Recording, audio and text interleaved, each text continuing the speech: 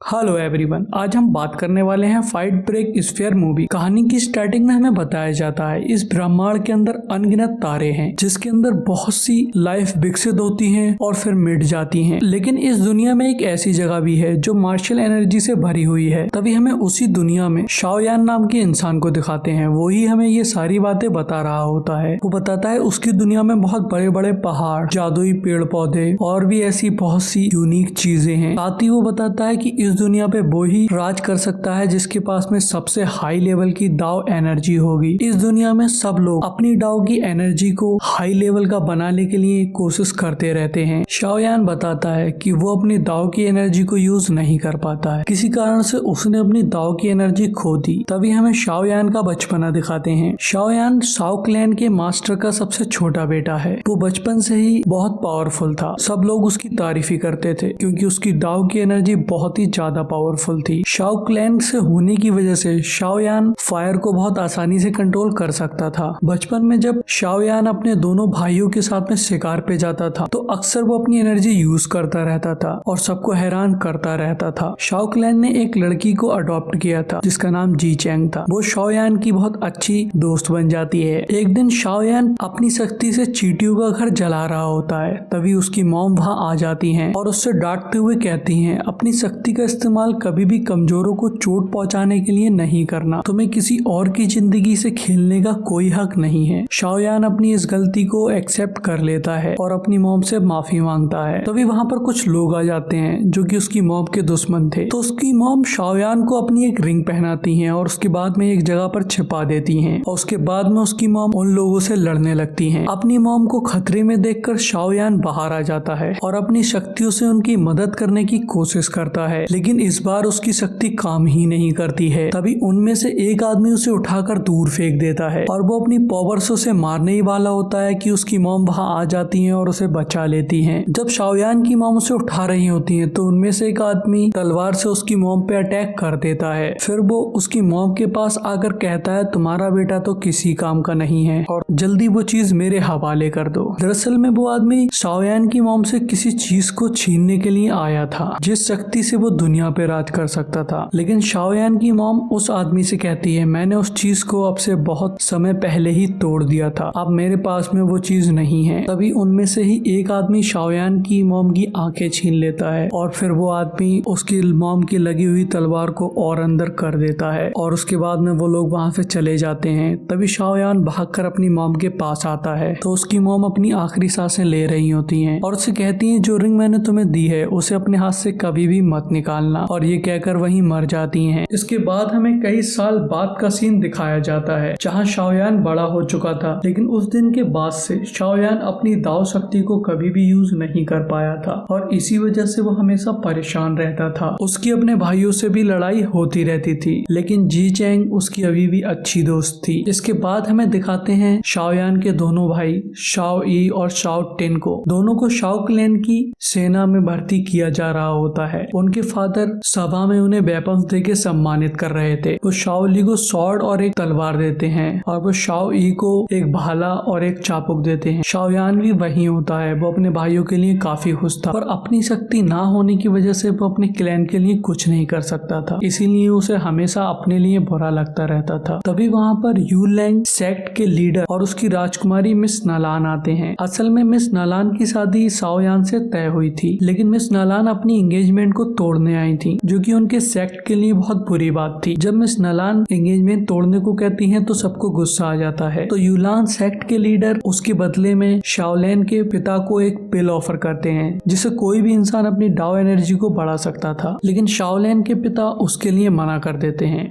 और उनसे कहते हैं, क्या तुमने यहाँ आने से पहले अपने लीडर से पूछा था? मतलब उन दोनों से ऊपर कोई लीडर था। मिस नालान कहती है, मैं अपने फैसले खुद लेती हूँ। असल में सारे सेक्ट को पता लग गया था शाओयान की दाव की एनर्जी काम नहीं करती है और वो उसे कल्टीवेट भी नहीं कर पा रहा है, इसलिए मिस नालान भी उससे शादी नहीं करना चाहती थी। तभी मिस नालान शाओयान को एक चैलेंज देती हैं। उससे कहती हैं कि अगर तुमने 3 साल में मुझे हरा दिया तो मैं तुमसे शादी कर लूंगी। ये सब सुनकर शाओयान को बहुत गुस्सा आ जाता है और वो शादी के लिए मना कर देता है और अब से हमारा तुम्हारे सेक्ट के साथ में भी कोई रिश्ता नहीं है। ये सुनकर यूलैंग सेक्ट का लीडर अपनी ग्रीन शॉट टेक्निक को एक्टिवेट कर लेता है तो शाओयान के फादर भी अपना फ्यूरियस वुल्फ टेक्निक को भी एक्टिवेट कर लेते हैं। तभी वो लीडर समझ जाता है कि यहाँ से निकलने में ही उनकी भलाई है और तभी वो लोग वहाँ से चले जाते हैं। ये सारी चीजों से शाओयान बहुत परेशान हो गया था। वो जंगल में एक जगह उदास बैठा होता है तो उसके पास में ची चैंग आती है और उसे समझाती है कि इसमें उसकी कोई भी गलती नहीं है। शाओयान कहता है मेरे पास डाओ एनर्जी नहीं बची है,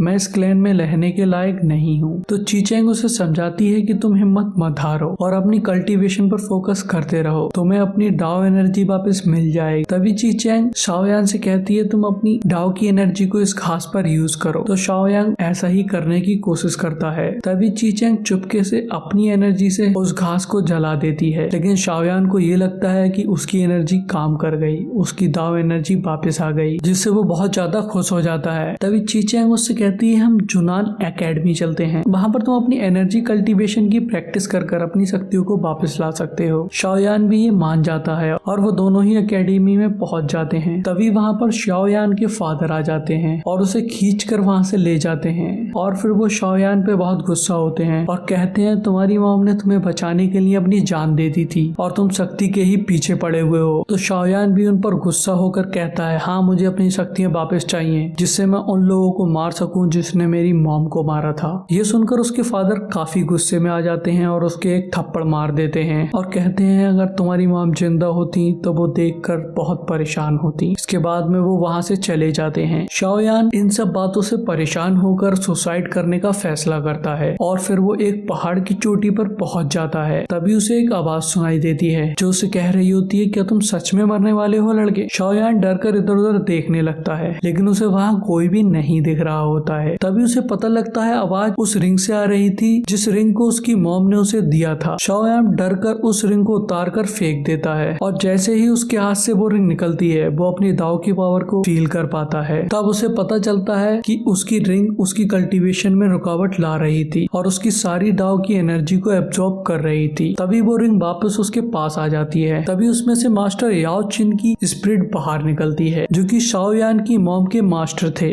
वो बताते हैं कि वो उसकी डाओ एनर्जी को एब्जॉर्ब कर रहे थे ताकि वो अपने फिजिकल फॉर्म में आ सके। वो कहते हैं मैं तुम्हारे इस एहसान के बदले तुम्हारा मास्टर बन सकता हूँ, मैं तुम्हें डाओ के मास्टर लेवल पे अपग्रेड कर सकता हूँ जिससे तुम यूलैंग सेक्ट को भी आसानी से हरा सकते हो। फिर वो शाओयान को एक शॉट देते हैं और कहते हैं ये तुम्हारी कल्टीवेशन में काम आएगी लेकिन उसके लिए तुम्हें मेरे साथ में मैजिक पीस माउंटेन पे चलना पड़ेगा। तो शाओयान इस ऑफर को एक्सेप्ट कर लेता है। मास्टर याओ से फ्लेम स्पिटिंग सुनामी टेक्निक भी देने वाले थे। फिर शाओयान ची चैंग को बाय बोलकर वहाँ से निकल जाता है। शाओयान के फादर भी उससे कुछ नहीं कहते हैं। शाओयान मैजिक पीस माउंटेन पहुंच गया था और वहाँ के नजारों का लुत्फ ले रहा था। वो वहाँ के पंछियों के अंडे चुराकर ऑमलेट बनाता है। फिर शाओयान अपने मास्टर से पूछता है मुझे यहाँ पर कितने दिन तक रुकना पड़ेगा। तो उसके मास्टर उसे बताते हैं कल्टीवेशन में बहुत सारे लेवल हैं, उनमें से कुछ ही तक पहुँचने में तुम्हारी जिंदगी कम पड़ जाएगी, पर अब हम डाशो सी लेवल को टारगेट करेंगे ताकि तुम यूलांग सेक्ट को हरा सको। इसके बाद में वो शाओयान को अपनी स्पिरिचुअल पावर दिखाते हैं जिसे उन्होंने खुद ही रिफाइन किया था और उससे कोई भी अपनी स्पेन सुनामी टेक्निक को अपग्रेड कर सकता था। तो शाओयान मास्टर से कहता है आप ये ऑमलेट खा लीजिए और इसके बदले में मुझे ये स्पिरिचुअल फायर दे दीजिए। तो मास्टर ये सुनकर उस पर गुस्सा होते हैं और कहते हैं तुम्हें मेरी स्पिरिचुअल पावर की कीमत सिर्फ एक ऑमलेट लग रही है। तभी उन लोगों को एक लड़की की चिल्लाने की आवाज आती है। जब वो जाकर देखते हैं तो वहाँ पर एक लड़की को जंगली फूलों ने जकड़ लिया था। वो फूल जिंदा लोगों को खाते थे। शाओयान उसे बचाने जाता है लेकिन वो भी वहीं फंस जाता है और अपने मास्टर से मदद मांगने लगता है। तो उसके मास्टर उससे कहते हैं बेवकूफ अपनी रिंग को उतारो और अपनी डाओ की शक्ति को यूज करो। फिर शाओयान ऐसा ही करता है। वो अपनी रिंग उतारता है और अपनी एनर्जी से दोनों को आजाद कर लेता है। तभी वो लड़की बताती है उसका नाम लिटिल डॉक्टर है और मैं यहाँ बहुत समय से हूँ, मुझे इस पहाड़ की सारी जड़ी बूटियों के बारे में मालूम है। वो कहती है हम दोनों साथ मिलकर भी काम कर सकते हैं। शाओयान के मास्टर भी उसे उस लड़की के साथ जाने का ऑर्डर देते हैं। तो लिटिल डॉक्टर उसे वहीं की एक टाउन में ले जाती है और उससे कहती है यहाँ पर तुम्हारे जैसे कल्टीवेटर अक्सर आते रहते हैं। और ऐसे ही बातें करते करते वो एक रेस्टोरेंट पर पहुंच जाते हैं और वहाँ खाना खाने लगते हैं। तभी वहाँ पर एक आदमी आ जाता है और लिटिल डॉक्टर से कहता है कि तुमने मुझे धोखा दिया है। असल में लिटिल डॉक्टर ने एक नकली आईने का टुकड़ा बनाकर लोगों को बेचा था और उन लोगों से कहा था कि ये बेस कीमती है और इससे तुम्हारी लाइफ में गुड लक आए। पर लोगों को समझ में आ गया था कि ये नकली है,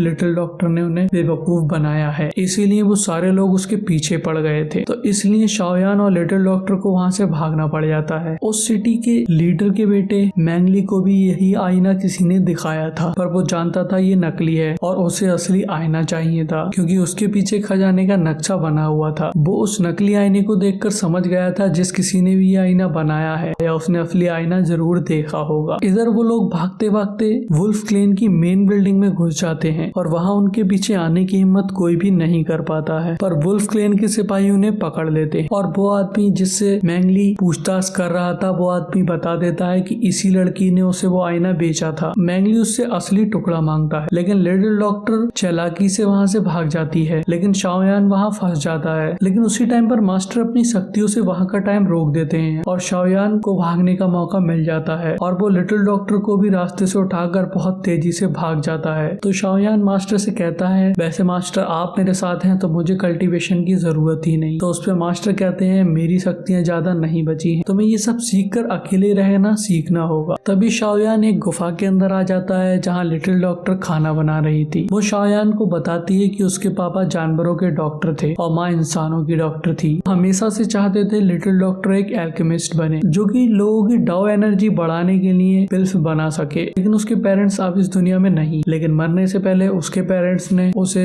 उस खजाने तक पहुंचने का नक्शा दिया था जिससे वो एक एल्केमिस्ट बन सकती है। फिर वो शाओयान को एक सूप पिलाती है और उसे पीने के बाद में शाओयान बेहोश हो जाता है। ये सब एक्चुअल में लिटिल डॉक्टर का प्लान था। वो उस खजाने को अकेले ही रखना चाहती थी, तो शाओयान से पीछा छुड़ाने के लिए उसे उसने नशा दिया था। लेकिन शाओयान बेहोशी का नाटक कर रहा था। वो उसका पीछा करने लगता है और ट्रेजर तक पहुंच जाता है। उसके बाद में वो दोनों अंदर जाते हैं। वो जगह एक बहुत ही खतरनाक खंडर की तरह थी, पर जैसे तैसे वो दोनों एक फूल के पास में पहुंच जाते हैं। लिटिल डॉक्टर अभी भी उस फूल को अकेले ही लेना चाहती थी। वो शाओयान से कहती है बस ये एक मामूली पौधा है, पर शाओयान उसकी बातों में नहीं आता है। तभी अचानक से लिटिल डॉक्टर उस फूल को उखाड़ देती है तो उनके पैरों के नीचे की जमीन हटने लगती है, इसलिए वो उस फूल को वापस लगा देती है। तभी वहाँ पर वुल्फ क्लेन का मैंगली आ जाता है। वो उन दोनों से कहता है, चुपचाप ये फूल मुझे दे दो, नहीं तो मैं तुम्हें मार दूंगा। उन दोनों के पास में कोई भी रास्ता नहीं बचा था, इसलिए शाओयान उस फूल को उखाड़ लेता है जिससे नीचे की जमीन हट जाती है और वो दोनों नीचे गिर जाते हैं जहाँ बहुत सारे कंकाल पड़े थे। लिटिल प्रिंसेस वहाँ पर रेनबो पॉइजन एग को छू लेती है जिससे सारा पॉइजन उसके शरीर के अंदर चला जाता है। शाओयान के कुछ भी समझ में नहीं आता है कि उसके साथ क्या हुआ। तो उसके मास्टर वहाँ आ जाते हैं और उससे कहते हैं पहले तो तुम इस जगह से निकलो, लेकिन वो वहाँ से नहीं निकल सकते थे, तो इसलिए मास्टर उसे एक पर्पल क्लाउड विंग्स देते हैं जिससे वो उड़ सकता था। तो शाओयान लिटिल डॉक्टर को लेकर वहाँ से उड़ जाता है। वुल्फ क्लेन का मैंगली उसका पीछा करने की काफी कोशिश करता है। वो लोग लिटिल डॉक्टर के पैर को एक रस्सी से पकड़ लेते हैं और उसे खींच रहे होते हैं जिससे शाओयान को उड़ने में काफी दिक्कत हो रही होती है और उसके पैरों की एनर्जी भी खत्म होने लगती है। शाओयान लिटिल डॉक्टर को बचाने के लिए अपनी पूरी शक्ति लगा देता है, लेकिन वो उसे नहीं बचा पाता है और पर्पल विंग्स की पावर भी खत्म हो जाती है। इस वजह से वो नीचे गिरने लगता है, लेकिन वो बच जाता है। जहाँ वो गिरा था उसे वहाँ पर किसी के फाइट करने की आवाज आ रही थी, इसलिए वो वहाँ पर जाके देखता है तो वहाँ पर एक लड़की एक व्हाइट टाइगर से लड़ रही होती है। उस लाइन और उस लड़की में बहुत ही खतरनाक फाइट हो रही होती है। वो लड़की अपने डाव का इस्तेमाल कर उस टाइगर पर अटैक कर रही थी, लेकिन उस टाइगर के पास में भी बहुत ही पावरफुल डाव की एनर्जी थी। वो दोनों ही एक दूसरे पर अटैक कर रहे थे। आखिर में वो लाइन उस लड़की की सारी शक्ति छीन लेता है। शाओयान उस लड़की को बचाने जाने लगता है, लेकिन मास्टर उसे जाने से मना करते हैं। तो शाओयान दूसरा रास्ता अपनाता है। वो एक मिरर की मदद से उस टाइगर को डिस्ट्रैक्ट कर देता है और फिर जल्दी से उस वुमेन को उठाकर वहां से ले जाता है। उस वुमेन को बहुत चोट लग गई थी, इसलिए शाओयान जड़ी बूटियां लेकर आता है। तभी मास्टर कहते हैं इन जड़ी बूटियों से कुछ नहीं होगा। तो मास्टर कहते हैं कि चलो उस लड़की को उठाओ, तो शाओयान उसे उठा लेता है। फिर मास्टर अपनी स्पिरिचुअल फायर से उन जड़ी बूटियों की जितनी भी पावर होती है उसको उस लड़की के अंदर डाल देते हैं, लेकिन उस एनर्जी की वजह से उन दोनों के कपड़े जल जाते हैं। वहीं इधर वुल्फ क्लैन के लीडर अपने बेटे मैंगली से कहते हैं तुम उस लड़के से हार गए, एक पिता के नाते से मैं तुम्हें बुक ऑफ 7 रेनबो पॉइजन की शक्ति देना चाहता हूँ जिससे तुम्हारी कल्टीवेशन लेवल बढ़ जाएगी और तुम किसी का भी सामना कर पाओगे। मैं तुम्हें इस मैजिक पीस माउंटेन का राजा बनते हुए देखना चाहता हूँ।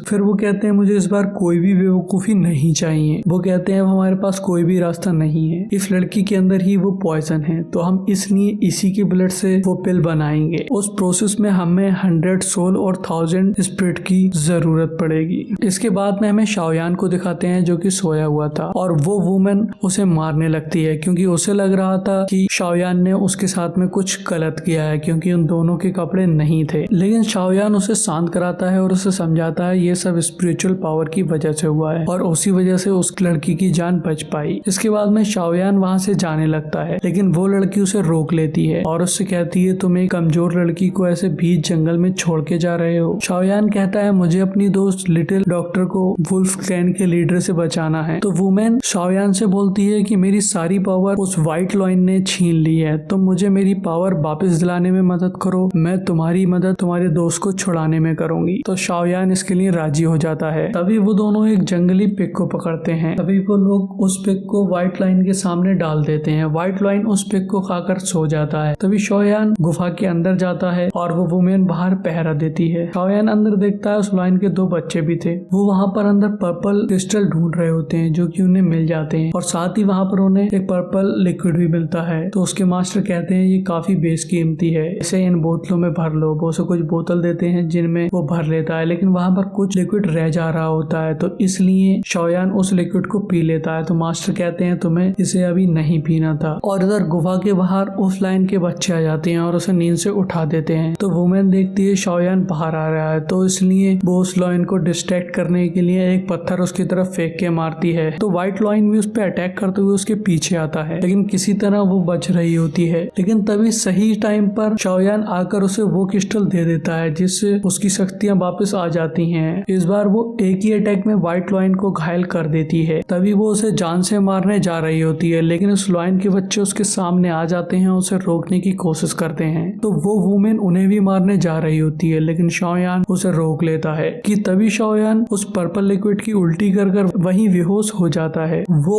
उस लिक्विड की एनर्जी को हैंडल नहीं कर पा रहा था। उसकी बॉडी अभी इस लायक नहीं हुई थी कि वो उस एनर्जी को हैंडल कर पाए। वो वुमेन अपनी पावर से शाओयान की एनर्जी को रिफाइन करती है जिससे शाओयान ठीक हो जाता है। कुछ देर बाद में शाओयान को होश आ जाता है तो वो वुमेन वहां से जा रही होती है। तो शाओयान कहता है मैंने तुम्हारी मदद की और तुम मेरी बिना मदद किए ही यहाँ से जा रही हो। तो वो वुमेन कहती है तुमने मेरी जान बचाई और अब मैंने तुम्हारी जान बचा ली, इससे हिसाब बराबर हो गया। इधर हमें मैंगली को दिखाते हैं जो कि 100 सोल और 1000 स्पिरिट को कलेक्ट करने के लिए उस टाउन के सारे लोगों को मार देता है। इधर शाओयान को पर्पल डाओ की पावर मिल गई थी तो इसलिए वो अकेला ही लिटिल डॉक्टर को बचाने के लिए निकल पड़ता है। सबसे पहले वो वही किंगस्वान सिटी में जाता है जहाँ वो देखता है कि सारे लोग मरे पड़े होते हैं। इधर वुल्फ क्लैन के लीडर ने लिटिल डॉक्टर की बॉडी से उस पिल को बनाने की प्रोसेस शुरू कर दी थी। शाओयान अकेले ही वहाँ आ जाता है और वो वहाँ के सोल्जर्स को बहुत आसानी से हरा देता है क्योंकि उसकी शक्तियाँ बहुत बढ़ चुकी थी। तभी मैंगली के फादर कहते हैं कि इस प्रोसेस में कोई भी प्रॉब्लम नहीं आना चाहिए तो इसलिए मैंगली खुद ही शाओयान से लड़ने जाता है। वो अपनी लाइटनिंग डाओ एनर्जी से शाओयान पर अटैक करता है लेकिन शाओयान अपनी पर्पल डाओ एनर्जी से उसे रोक लेता है और उसके सारे अटैक को डिफेंड कर लेता है। तभी मैंगली अपनी डाओ एनर्जी से शाओयान को बिजली के झटके देता है जिससे शाओयान चोटी के नीचे गिर जाता है। उसे लगता है शाओयान का खेल खत्म हो गया लेकिन तभी शाओयान अपने पर्पल बिंग की मदद से उड़ता हुआ ऊपर आ जाता है और मैंगली के पेड़ में तलवार घुसा देता है और उसे पहाड़ से नीचे गिरा देता है। मैंगली के फादर ये देख लेते हैं जिससे उन्हें बहुत ज्यादा गुस्सा आ जाता है। वो अब खुद शाओयान से लड़ने के लिए आते हैं। शाओयान उनके सामने बहुत कमजोर था, वो शाओयान पे बहुत भारी पड़ रहे थे। तभी शाओयान वुल्फ क्लैन के लीडर के हाथ पर दांतों का निशान देखता है जिससे उसे याद आता है कि उसने ये निशान उन लोगों में से एक इंसान को दिया था जो उसकी मॉम को मारने आए थे लेकिन वो लीडर उसे मार मार कर बेहोश कर देता है। तभी लिटिल डॉक्टर उसके पास में आ जाती है। लीडर उस पर अटैक कर रहा होता है लेकिन लिटिल डॉक्टर अपनी शील्ड से उन्हें डिफेंड करती है लेकिन कुछ ही देर में उसकी शील्ड टूट जाती है। तभी वहाँ पर उस लाइन का बच्चा आ जाता है जिसकी शाओयान ने जान बचाई थी।